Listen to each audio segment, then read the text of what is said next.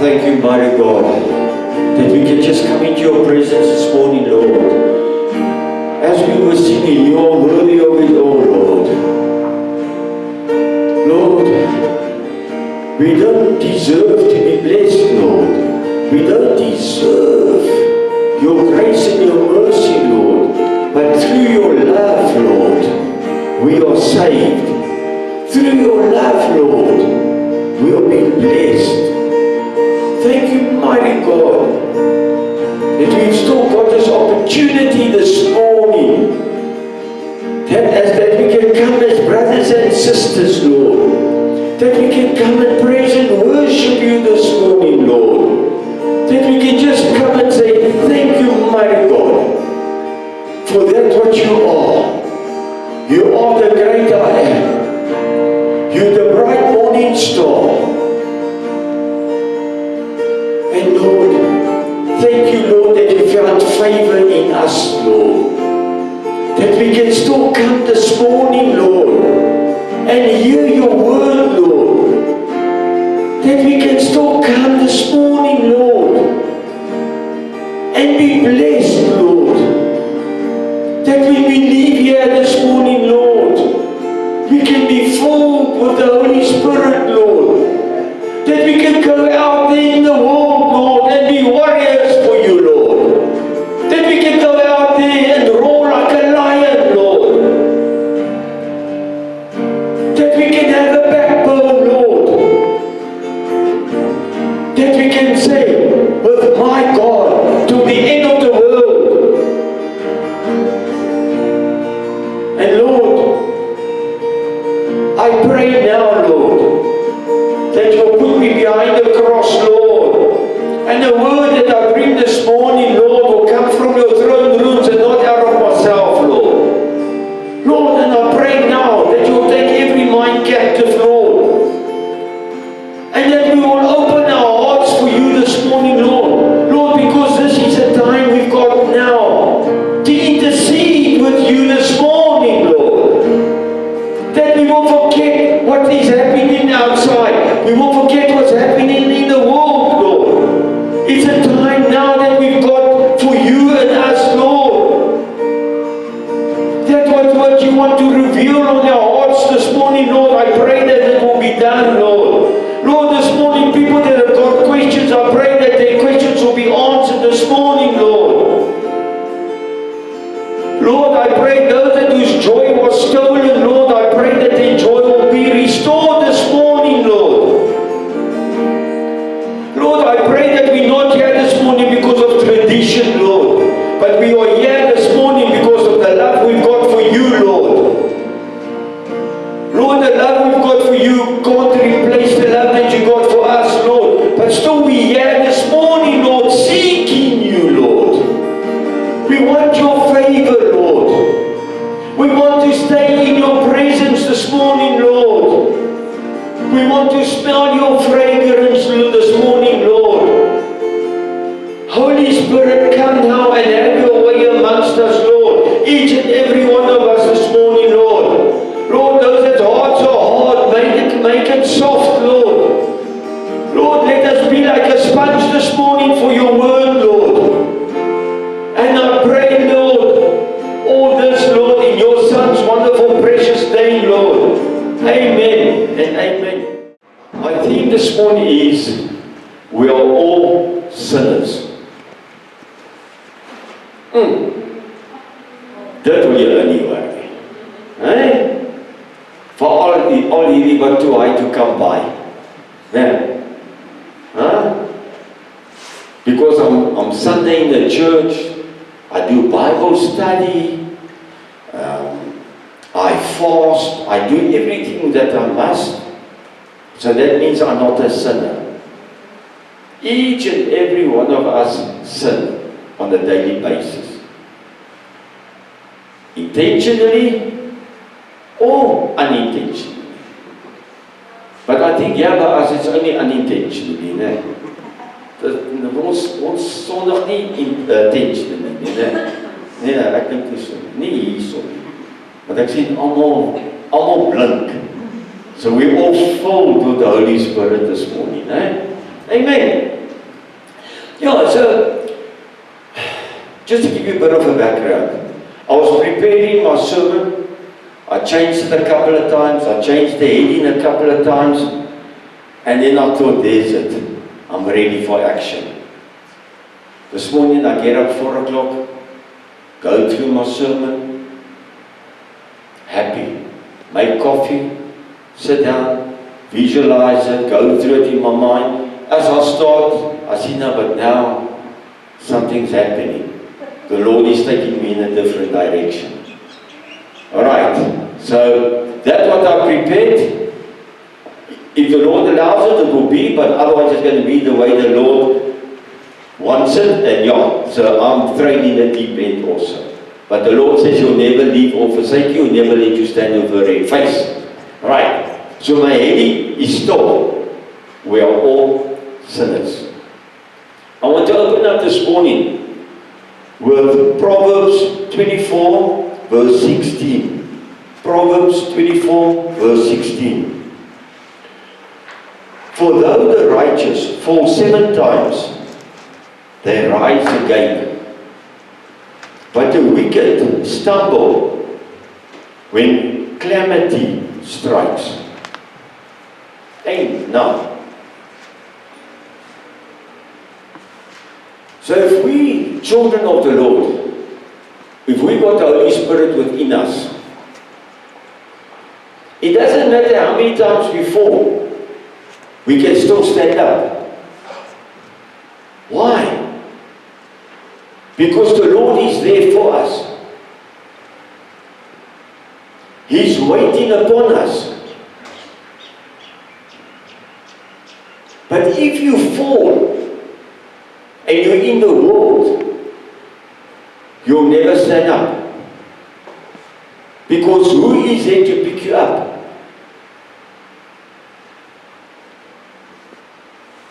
In Afrikaans, wat sy spreekwoord, jy skop nie 'n hond as hy lê nie, of wat? So iets. Right? But at least, when we do fall, we know we can stand up. And another thing is, it's not how you fall, it's how you get up. How many of the big names in the Bible fell? But still, they stood up. And if you notice, when they stood up, they were stronger. Because what does the word say? The Lord will take your weakest point and He'll make it your strongest point. Now you're asking, why? Why? Why will He take your weakest point and make it your strongest point? Is to take your focus off your weakest point. So that you won't focus on your weakest point anymore. So then, your second weakest point will become your weakest point. Why? Why do I say that? Because remember, you always need God. So you'll never be perfect. So you're going to have another weak point. So that second weakest point, after a while, will also become one of your strong points. And then through all your weak points, that became your strong points, you'll be able to help other people. That's not even part of my sermon. So I don't know. See, the Lord is leading me. So I'm just going with the flow. Want ek sien julle kyk my so. Alright. So I don't want to go off my track now. So that is why I'm saying your weakest points will become your strongest points, because with that strongest point, you'll be able to help other people that's got that same weak point. It's like I said last time already, a couple of weeks ago. You can't really explain to someone or assist someone if you didn't go through more or less the same situation as them. You can't tell them, nou ek verstaan. Hoe verstaan jy? How do you know if you didn't go through it? That's just a same word. Ja man, ek verstaan. No, you don't understand, because you didn't go through it. Come and say someone that's drinking. Nou, kom ons sê 'n alcoholic. Daai onttrekkingssimptome or whatever. If you never drank a drop in your life, how can you tell that person, now I understand what you're going through? You don't. Because you don't know what that withdrawal symptoms is. Whether it's alcohol, whether it's drugs, whether it's cigarettes, a chocolate craving, coffee craving, whatever craving you've got. If someone didn't have it, they can't say, ek weet hoe dit voel, because they don't go through it. They can assist you, but they can't really, you understand what I'm trying to say? They don't know that emotions, that feeling, that craving, and things like that. Some people that might be addicted, I was going to say addicted to, come and say, pornography. It's easy to tell someone, just leave it, wara, this and that. But if you weren't, hopefully none of us was there. But in any case, if you weren't in that situation, like me now, I can't tell someone, I know what it's like, man, just switch off your computer or whatever. You understand what I'm trying to say? If I didn't go through it myself. It's exactly the same as what Antoinette was saying earlier. Is we basically in my terms now, we actually sugarcoating the sins. We're not correcting people. We're looking for an excuse for the sin. That is why the devil won't come with new tricks. Why? Because the old ones are still working. Why will he come with new tricks if his old tricks are working? He won't come with new ones. Now, I want to use two guys from the Bible. Judas and Peter.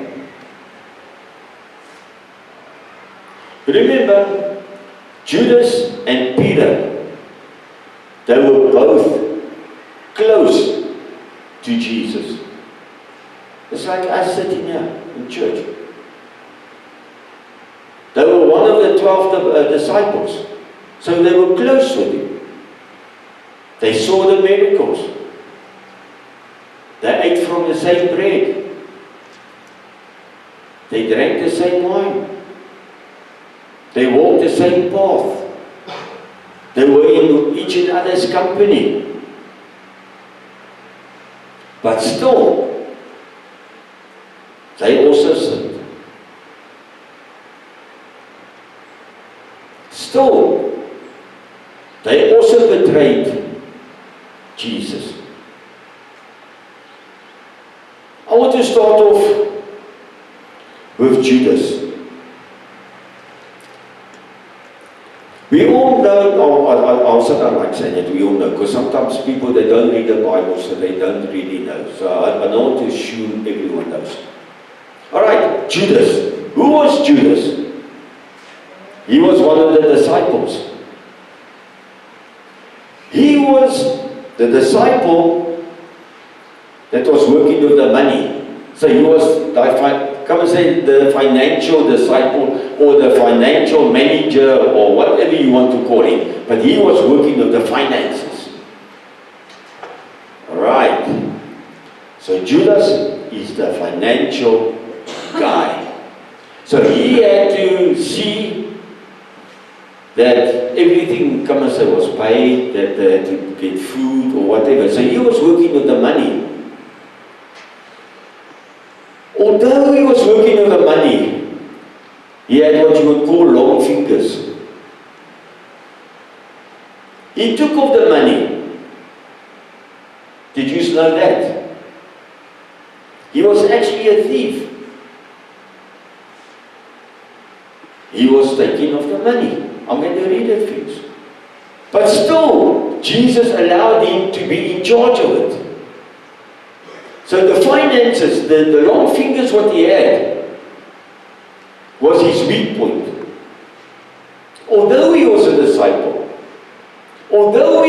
walking with Jesus, he still had a downfall. I want to read it to you, want ek sien julle kyk my nou so. I want to read it, John 12, verse 1 to 6.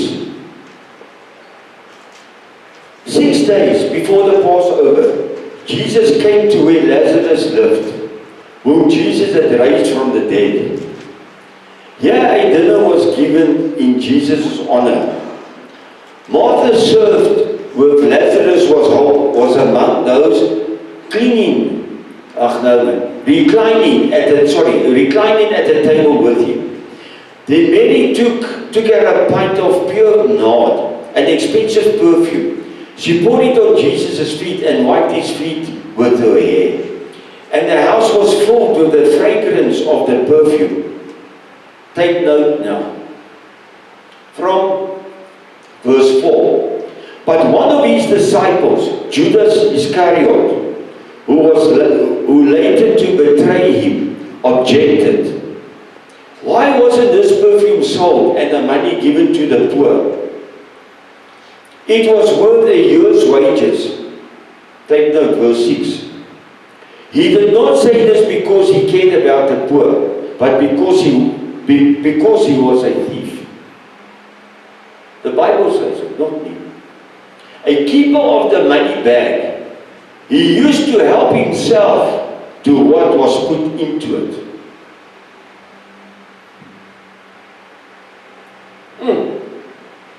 What a wake-up call now. And that is why he had the love for money. So we can say he was addicted to money. Put it that way, his addiction. That is why the other Pharisees and that could use him to betray Jesus for 30 shillings, or what was it, 30 shillings? Because of his addiction. Although he walked with Jesus, remember, I'm not trying to say that Jesus' path was laid out for him. The prophecy was laid out how he's going to live and how he was going to get crucified and everything. It was prophesied in the Old Testament.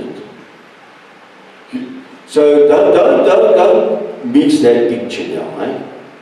Why I'm saying that is because now we're thinking to ourselves, yeah, but now Judas, if he didn't do it, Jesus would have been crucified and things like that. No, it was still fulfilled. You'll see at the end of the sermon where I'm coming to what he could have done. All right, so don't lose that picture now. And then we come to Peter. His name was Peter Simon. He was also one of Jesus' disciples. And he was very close to Jesus. He was so close to Jesus that he became full of himself.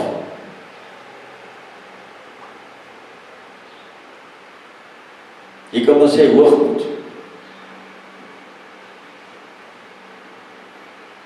Because why? Because he thought that he had everything.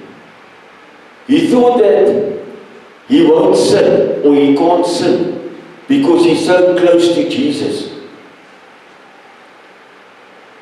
Forgetting that everyone sins. Because imagine for yourself, if we don't sin, do you need Jesus then? You won't need him if you don't sin. Take note, intentionally sinning.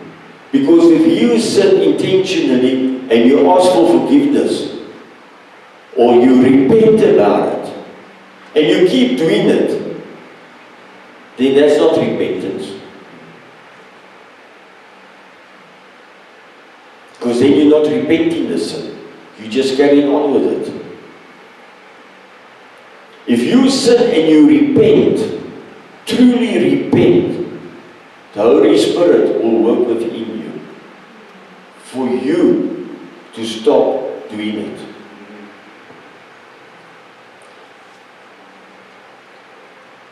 Also, I want to, now, Jesus was sitting there and he had a supper. And he told them, one of you here is going to betray me. What did Peter say? Even if any one of these betray you. Now he's distancing himself now from the other disciples. So actually he's thinking he's better than the others. If any of these, they can betray you, but I won't. In my terms, I will go walk with you till the end of the days and all that. Because why? He was full of himself. And then Jesus warned him. Before the cock crows 3 times, you Peter, you're going to betray me. No, I won't betray you. How many times have we also said it in the past? Ons sing die liedjies en alles. We walk out here. Die Bybels onder die arm. Ons loop so styf. Too high to come by. Mense moet kyk na jou. You're higher than the Colton Center. Neers in die lug. If you walk into places, people must open the doors because I'm there. I've arrived. Kyk neer op ander. But if I go to your closet and I'll start shaking it, how many skeletons am I going to get inside there?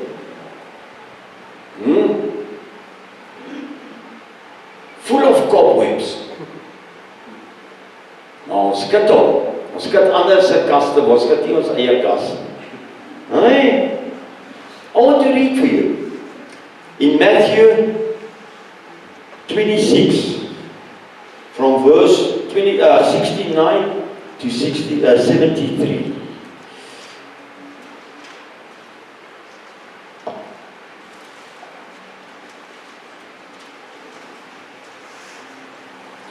Now Peter sat outside.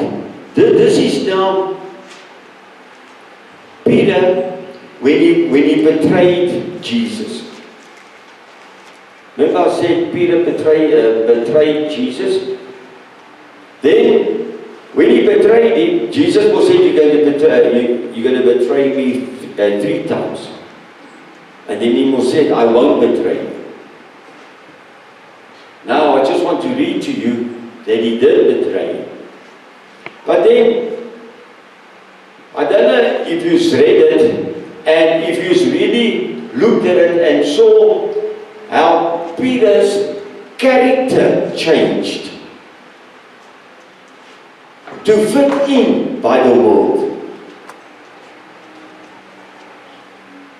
He didn't have a backbone anymore for the gospel. He became a jellyfish for the world. From that high where he was, he fell to the ground.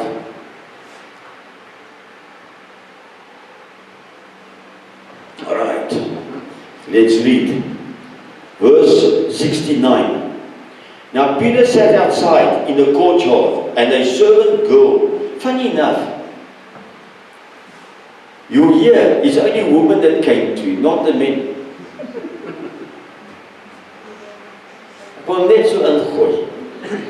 Okay, verse 69. Now Peter sat outside in the courtyard, and a servant girl came to him, saying, You also were with Jesus of Galilee. But he denied it before them, all saying, I do not know what you are saying. Alright, this is yesterday, no?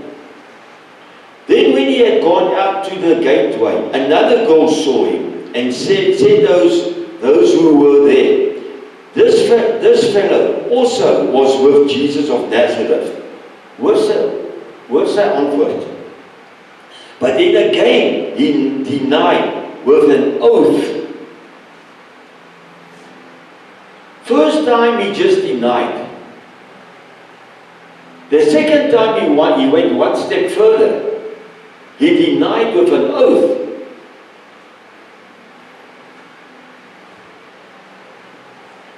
But again, he denied with an oath. I don't know the man. And a little later, those who stood by camp, laat ek weer begin. Verse 73. You see, my mind's running away with me. And a little later, those who stood by came up and said to Peter, surely you also are one of them, for your speech betrays you. Take note. Your speech betrays you. Then he began to curse and swear, saying, I do not know the man. So what happened there? He got swallowed in by the world. Because the first time he just denied him. The second time he denied him under oath. The third time he started cursing and swearing. So he wanted to say that he wasn't a disciple, he was a normal human being. He wasn't with Jesus. So that means everyone around there must have been swearing and cursing. Because why did he swear and curse? Because they say, your speech betrayed you. Your speech gave you away. Does our speech give us away sometimes?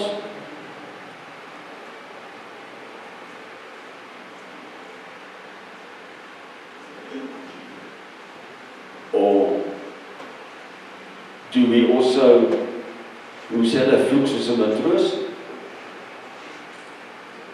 So we part of the crowd?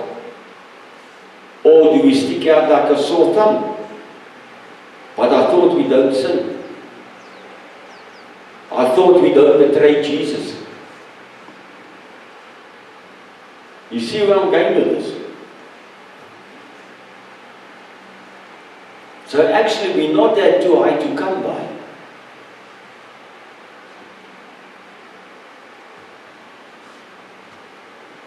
So what do we do?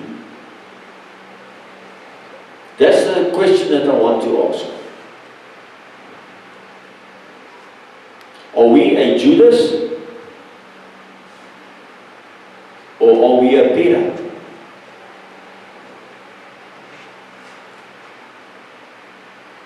I'm going to ask again.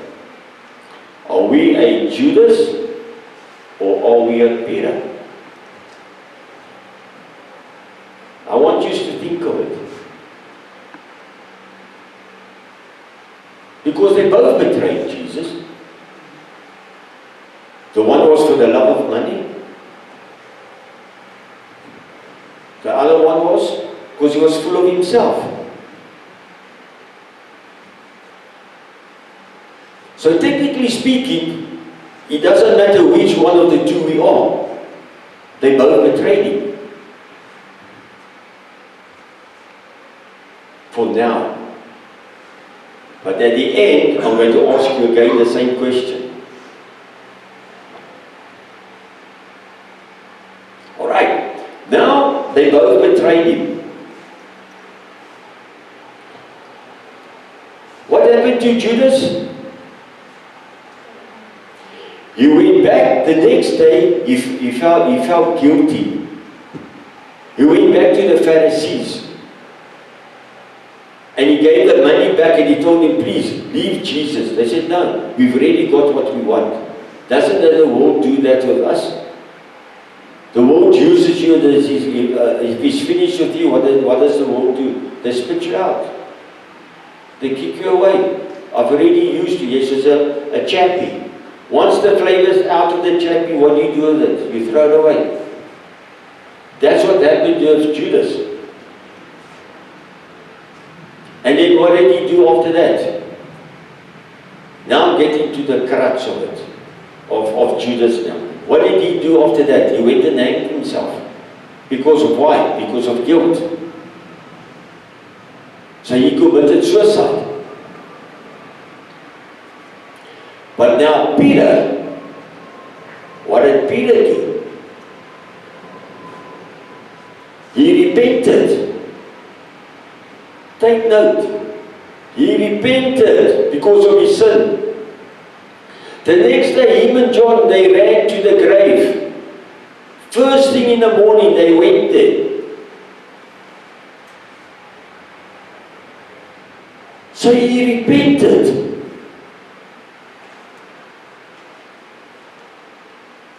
I want to read the special, this part. I want to read John 21, verse 15 to 17.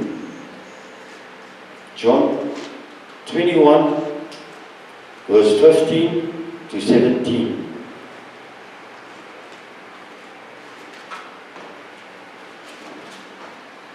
All right, here we go. So when they had eaten, Jesus said to Simon Peter, Simon, son of Jonah, do you love me more than these? Remember, I preached about it before. I don't know if I preached it here, but I've preached it before. Peter, he betrayed Jesus 3 times. Now, Jesus comes and restores him 3 times. So the 3 sins that he committed, Jesus came now and restored him on that 3 sins. Because why? Because remember in the beginning, Jesus said, oh, Peter, on you, the rock, I'm going to build my church. So what happened? He had to restore Peter back into his position. Otherwise the devil could use it against him. That's a sermon for another day. Alright, let's carry on. Then the first time now, son of Jonah, do you love me more than these? He said to him, yes, Lord. You know I love you. Then he said to him, take note, feed my lambs. He said to him again, a second time, Simon, son of Jonah, do you love me? He said to him, yes, Lord, do you know I love you? He said to him, tend to my sheep. So he's left the lambs. He's busy with the sheep now. He said to him the 3rd time, Simon, son of Jonah, do you love me? Peter grieved because he said to him the 3rd time, do you love me? And he said to him, Lord, you know all things. You know that I love you. You see, then Peter already told Jesus, you know what's the answer. But remember, Peter had to say it.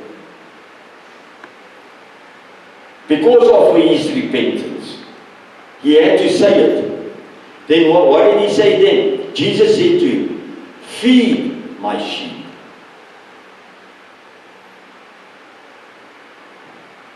So first it was lamb, and then the sheep.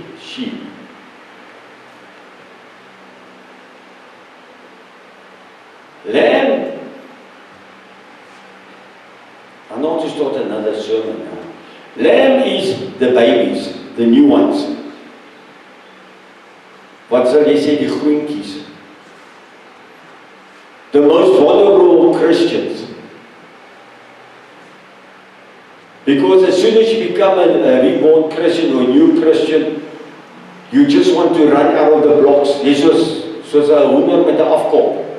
Jy wil net in die wêreld ingaan. Jy wil net maak en breek en die Bybel vat en dit oor almal se koppe slaan. That's a lamb. Isn't a lamb the same? They naughty. And then the sheep is those that's really gone through the lamb stage, that's really, how can I say, went under training and things like that, and they're nearly ready to go into the field.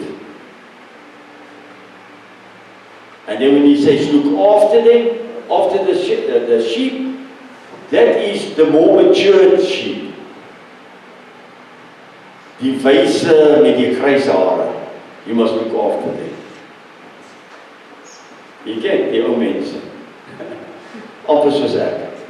Alright, but that's a sermon for another day. But that is what Jesus had to do. He had to come and restore Peter. Because of the 3 times that he denied Jesus. He had to come and restore him into his position the 3 times. So the devil can't have a hold on him. So, and then if you take it like that, and then Peter went in, that's actually when his ministry started. Was after Jesus restored him into his position. That's when his ministry kicked off. That is when he was even closer to Jesus. That is why I say, the Lord takes your weakest point and He makes it your strongest point. That is why the Lord lets you go through trials and tribulations, so that you can come out the other side stronger and not weaker. That's why I say some of us that went through the moves and around the block and all over the show, we will be able to can assist people that went through the same situation, or that's currently in the same situation, because you know you went through it, you know what it feels like, and you don't want to go, you're supposed to not want to go back there. Well, I don't want to go back, put it that way. But now, I'm asking again, are you a Judas or are you a Peter? Remember, Judas, he sought favor by man. Remember, he went back to man and gave the 30 shillings. And he asked them to forgive him. Remember, he didn't ask the Lord. He asked them, man, to forgive him. And they denied to forgive him. Then what did he do? He went and hung himself. He committed suicide. But what did Peter do? Peter did completely the opposite. He repented. And he followed Jesus. So what happens if you sin and you repent? The Lord will come and He will restore you. He will come and He will uplift you. He will come and He will give you the encouragement. He will give you the tools. He will give you a new joy in your life. Jy gaan nie so loop nie. You're going to feel young, energetic.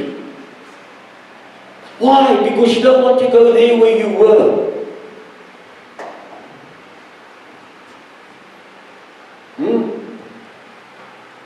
Who wants to stay playing in the mud?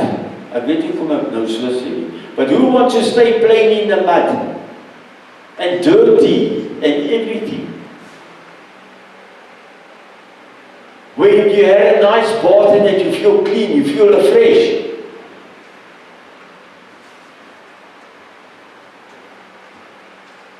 So I ask again,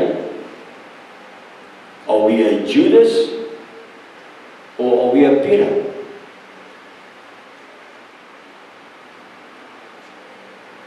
And when we do repent, do we really repent? Because if you don't really repent, then you're a Judas. Because you keep on betraying the Lord.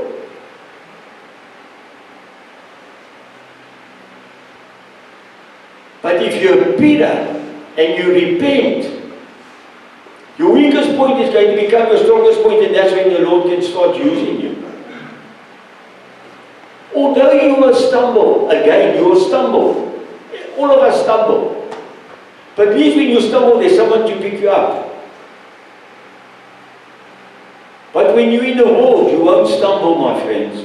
You're going to fall. And when you fall, those closest to you is die wat you gaan score.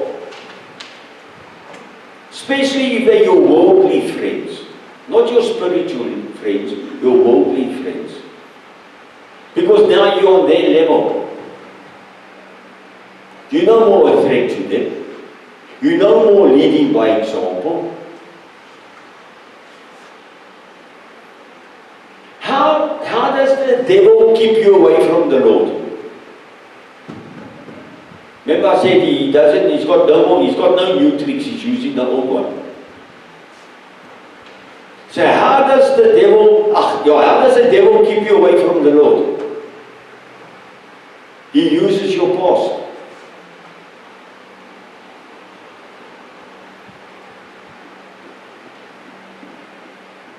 That's the only way you can try and get control of you, is by using your past. You can't use your future because you haven't been there yet. So you can only use your past. That's why I say, how many of us have got skeletons in our closets? Then the devil will come now and again, you'll shake it. Just to get the dust off a bit. Then it's up to you if you're going to fall into denial. It's up to you. Or you can tell him, listen devil, you got no hold on my life. You got no hold on my finances. You got no hold on my health. You got no hold on my wealth. You got no hold on nothing of my life. You got nothing. You got no hold. Why? Because I was born by the blood of the Lamb. Amen. Amen. Yo. But then what do? We stumble. Sometimes we fall. We don't get up. Then we say, but what's it worth? I'm going through all those difficult times. When I was still in the world, everything was smooth sailing. I had everything. Now that I'm following the Lord, I've got nothing. I'm going through all these trials and tribulations and all those things. Well, I'd rather go through that than having things in the world and live in the world. Remember, we're in the world, we're not part of the world. That's one thing we must remember. We are supposed to stand up, we are supposed to stand out. Why is it only Christianity that gets targeted? All the other religions, you don't hear them fighting with one another. All the other religions are always targeting Christianity. So that means we're doing something right. That means we're serving the living God. That means we got love in us. How many times have you noticed that maybe your best friend or someone in your family, just because you're prospering, they're getting jealous? And they're trying to pull you down. Your own family, man. Your own blood. That's why I'm glad I haven't got brothers and sisters. Hey? Excuse me? Yeah, maar you're earthly. We spiritually brothers and sisters. But mind you, sometimes, I don't want to go there, but yeah. It's more dangerous inside than outside. But I don't want to go there. But yeah, ons is allemaal lief vir mekaar en ons ondersteun mekaar, ons opbouend, ons oplig mekaar en. Ons kyk nie wie het die mooiste klere aan en wie se hare is gedoen en wie make-up aan en wat se man het 'n six-pack en wat so goed nie en al daai dinge nie. We're all one happy family. But that's how it's supposed to be. As like Tanisari says, if I've got a crisis, I must be able to phone you and ask you, listen, pray for me. But don't skinder about me. Het jy gehoor, David het nou weer so en so. Nou moet ons weer bid vir hom vir die en daai. Hoeveel keer moet ons vir hom bid, hy wil nie luister nie? Hey, how many times has that happened? Ons skiet onsself, ons het nie vyande dan nodig nie. Ons skiet onsself. Hey, it happens. How many times have you, I don't know, nou gaan ek af. How many times have you heard that people say, die kerk het my seer gemaak? It's not the church, it's the people in the church. But then, it depends on circumstances. Because I also went through it, so yeah, okay. But at the end of the day, I must choose my words right now because it wasn't part of it. Here I help me, yes. At the end of the day, are you there for the person or are you there for the purpose? That's what I say, it depends on the situation. Because I had an ugly situation, but that's what I say, are you there for the person or are you there for the purpose?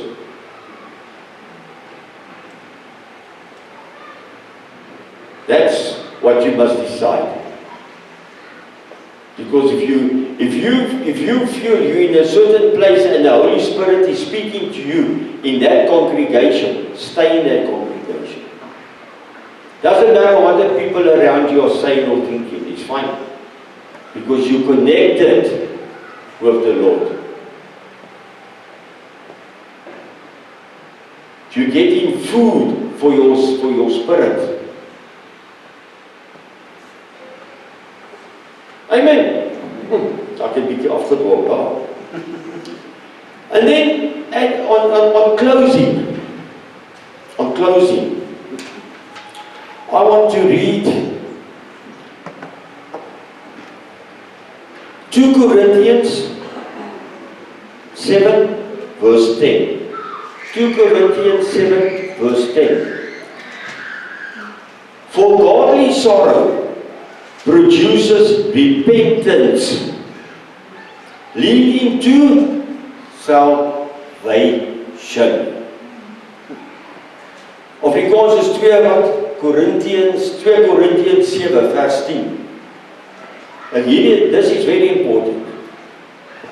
I'm going to read it again. For godly sorrow produces repentance leading to salvation, not to be regretted.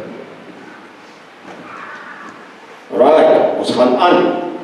But the sorrow of the world produces death. So what happens if we are if we are part of the world, we dead. We in the darkness, ons is in die duisternis, we in the desert.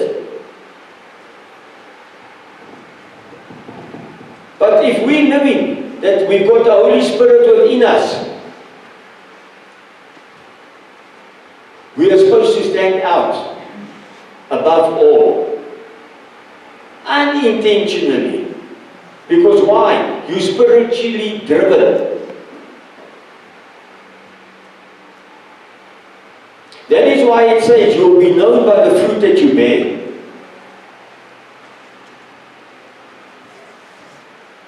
You can fool some people sometimes, but you can't fool all the people all the time.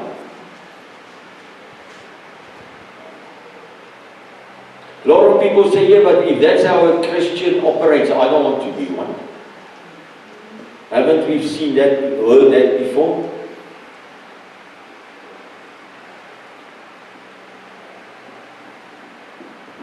To be a child of the Lord doesn't give you a license to get away with murder. You still are supposed to follow His will. You're still supposed to do what He wants you to do. You are more vulnerable, yes. Why? Because the people people are, they're naive, they want that what you've got. So sometimes a lot of people, they get to drain you the whole time because they want your attention, but for the wrong reasons. That's where you have to discern in the spirit what is right and what is wrong. Because remember, I don't know why I'm saying this also, because remember, the devil will put people on your path to distract you from that what he's got going for you. Especially if you're busy climbing this, I would say, the spiritual ladder. Especially if you're growing in the spirit, the devil is going to target you.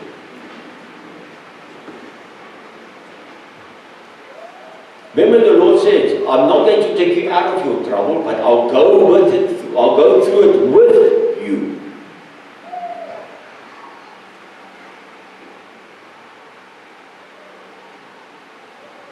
So, being a child of God, it's not going to say it's smooth sailing.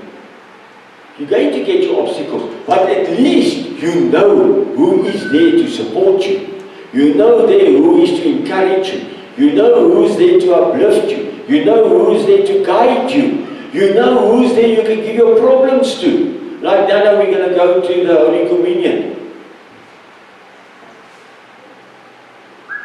But if you're in the world, if you're still part of the world, who are you going to give your problems to? To your neighbor.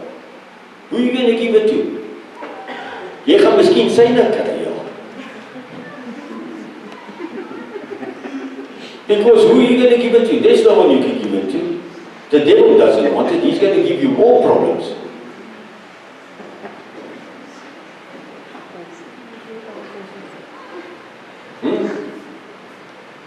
Ek weet nie of daar van julle hier binne, ek dink nie daar's van julle hierso nie. Ek hoop nie so. When I was still in the world, jy ken daai gesegde van, ja, daai ou se kar het brandewynvlekke. The alcohol doesn't cost a lot, but the consequences afterwards, that's where the money comes in. The devil allows you to buy the alcohol in his shop. The alcohol is not sin, but it's when you start consuming it, that's where the sin starts coming in. Dan die 1 doppie word 2 doppies, en die 2 doppies word 3 doppies, en dan die bottel se prop word plat getrap. Because why did you buy it? Because otherwise you're wasting your money. And then the next morning you look at your car and say, wat gaan hier aan? En die vrou staan agter daar met die koekeroller. Die kar is geduik, jy word geduik. So al twee moet gepanelbeat word. Hey? I don't know if any of you had that experience. I've had it a couple of times. Die oor is min. But that's why I'm coming back to again. Are we a Judas or are we a Peter? I would rather want to be a Peter. I can repent. Where Judas caught, we didn't. And the word says, for godly sorrow produces repentance, leading to salvation, not to be regretted. But the sorrow of the world produces death. So the salvation what you get, after you repent it, you're not even going to regret getting it. So technically speaking, you're not actually even going to regret doing that sin. So much favor the Lord's going to find in you.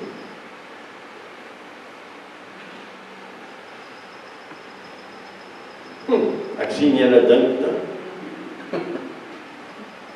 I don't want you to put up your hands, who's now and Judas or who's now Peter. But but that's what I want to leave you with. We must think. Are we a Judas or are we a Peter? Amen. And with godly sorrows, you get repentance. Worldly sorrows, you get death. And the Lord is life.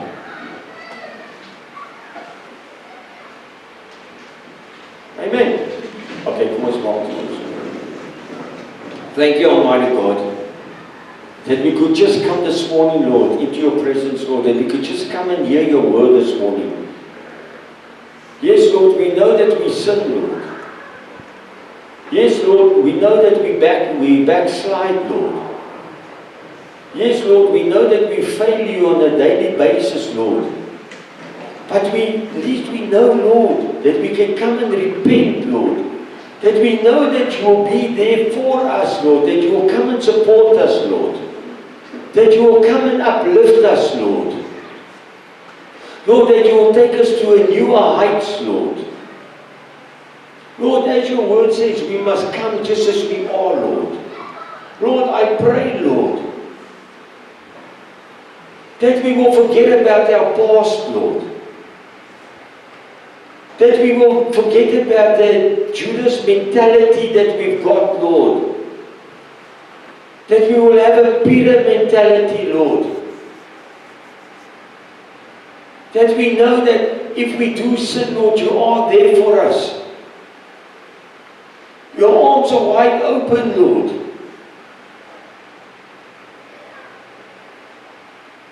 Even if we like the lost child, Lord, that's coming home, Lord, I pray, Lord, that you will forgive us our sins, Lord. We know that your Son paid the price on the cross for us, Lord. We know that he rose on the third day, Lord. We know, Lord, that he's preparing a place for us on the table, Lord. Lord, as we go over to the Holy Communion now this morning, Lord, I pray, Lord, that when we partake in this Holy Communion, Lord, as your word says, we will be whiter than snow, Lord. I pray, Lord, that that's what's holding us back, Lord, that we will give it to you, Lord. That we will enter your throne rooms pure, whiter than snow, Lord. We just want to say thank you, Lord, that we can partake of the table, Lord. As your word says, we must take it as often as possible in remembrance of that what you've done for us, Lord. That you are interceding for us, Lord.